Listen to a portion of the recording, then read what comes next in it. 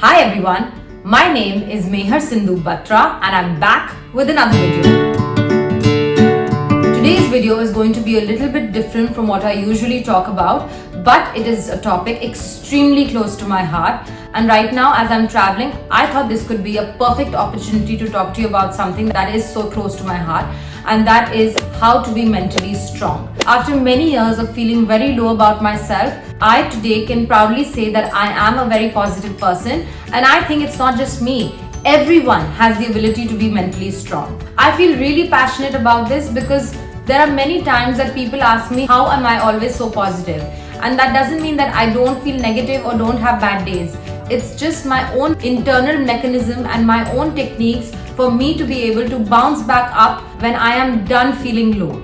Maybe you look at some people and think to yourself, wow, she's always so happy, or wow, he's so successful, or everything must be very good in his or her life. We don't really know what's actually going on in anyone's life. But yes, I do agree that some people come across as more positive or more stronger than others. And that is probably because they practice either all or some of the things that I'm going to talk to you about today. I'm going to talk you through 5 ways in which you can be a mentally strong person on a day-to-day basis. Whether you're studying for your exams or applying for a new job, or hoping to get a promotion, I really hope that this video makes you feel a little bit better. For those of you here for the first time, I make videos on productivity and positivity in order for you to accelerate your career and lead a more meaningful life and create a greater impact.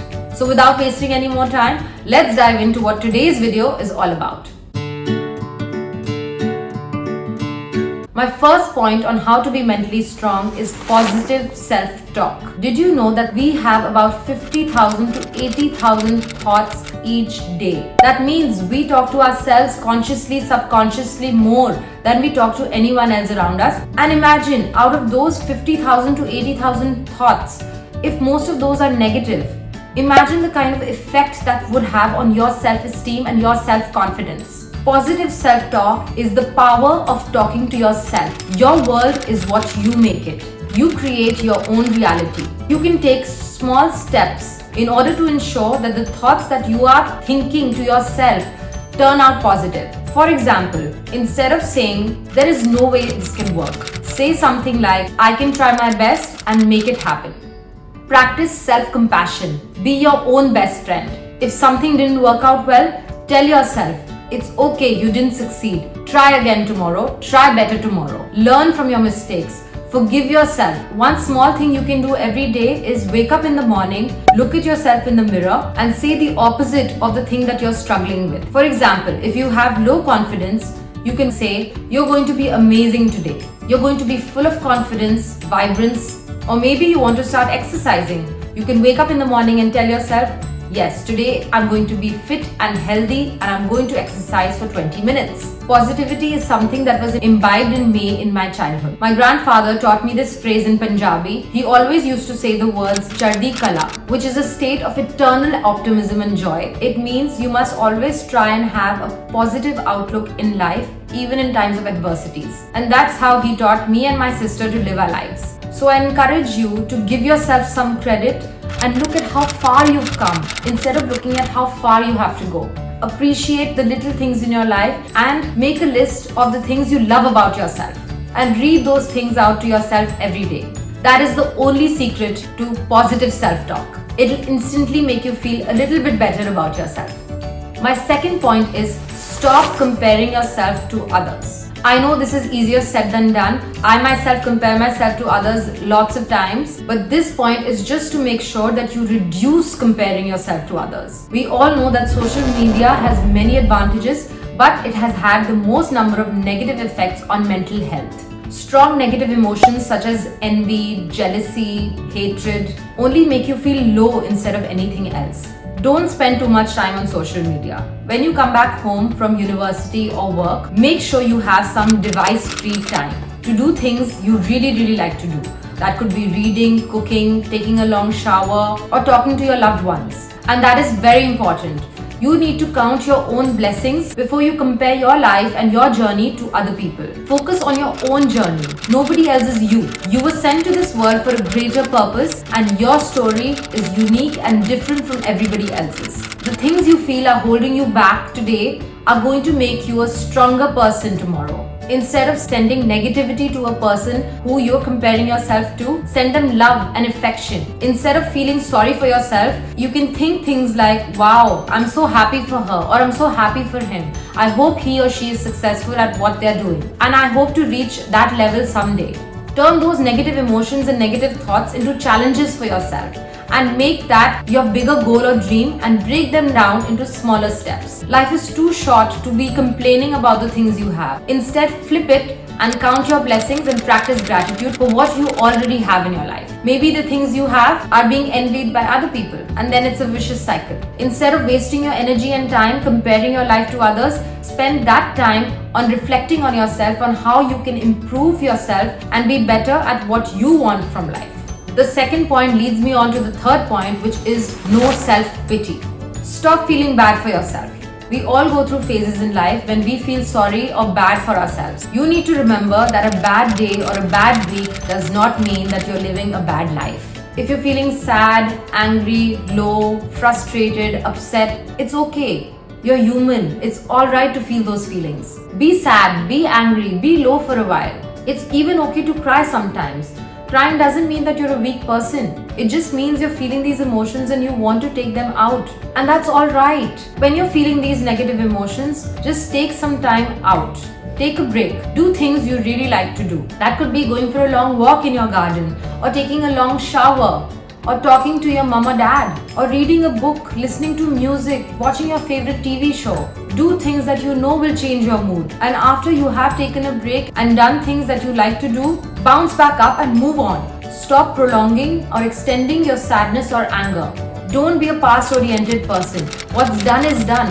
Think of the lessons that you've learned from your mistakes or the things that went wrong, and bounce back up and change what you can change. Improve for the better. Once you start feeling the victim in any situation, you'll only feel stuck. Remember that you're on a greater journey and here for a greater purpose. Small bumps along the way are not going to break that journey. They're only going to make you a stronger person.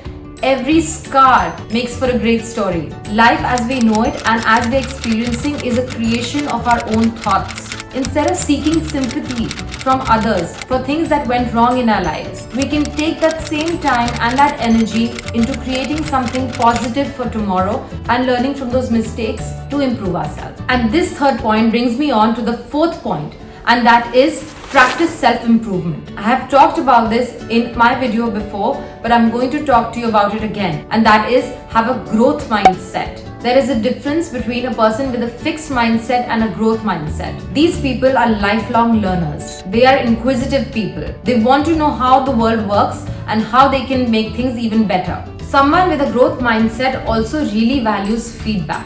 I know sometimes we all take feedback as criticism and don't like to hear things against us. But I encourage you to take that feedback and don't react too much, and take time and think of the feedback that someone is giving you and commit to your personal growth. Challenge yourself, step out of your comfort zone. Learn something new today. Learn from people who inspire you. Find a mentor or a coach who can guide you on your journey. It could be someone whose life you look up to. Read what they have to say about their journey. Try and incorporate their learnings in your day-to-day habits. Like I said, people who are mentally strong don't spend too much time fixated on the things that have already happened.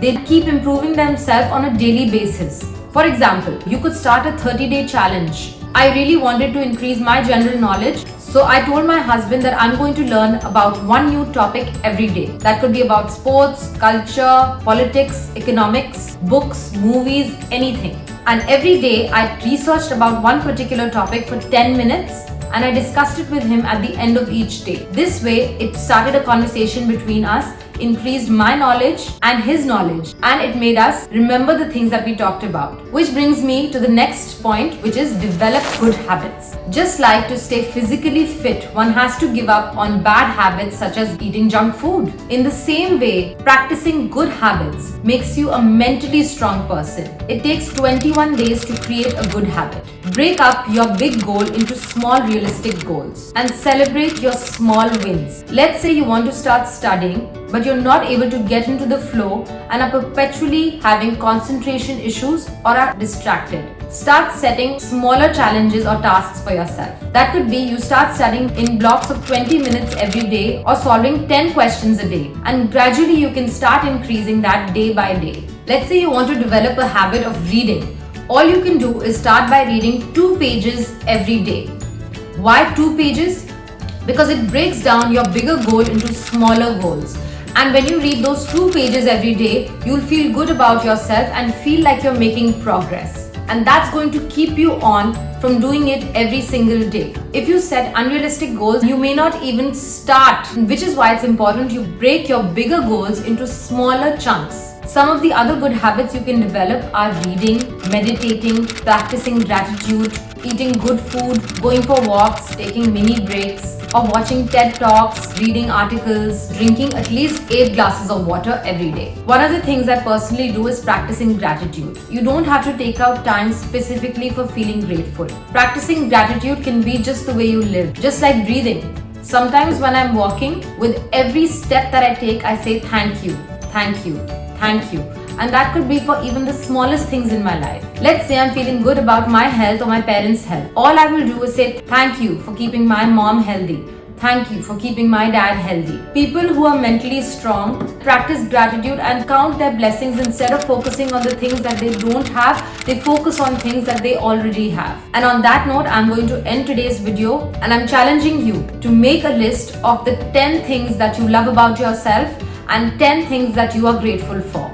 And do this every day for 1 week and see how it changes your life and your everyday thought process in 1 week's time. There is literally so much I can say on this topic, and it's never ending. I am so passionate about this topic, but I hope that I am able to make more videos on this topic and go into a lot more depth and detail in order for you to be more positive, more productive, and more mentally strong. So watch out for more upcoming videos on this topic. You can also connect with me on LinkedIn or Instagram if you want to keep this conversation going. I really hope that this video was useful. Please don't forget to subscribe to this channel. Please leave a comment down below if you have any tips and tricks on how others can be mentally strong, and share that with the community. I'll be back soon with another video, but until then, keep practicing gratitude, visualizing your goals, and working hard towards them. I hope to see you soon. Bye.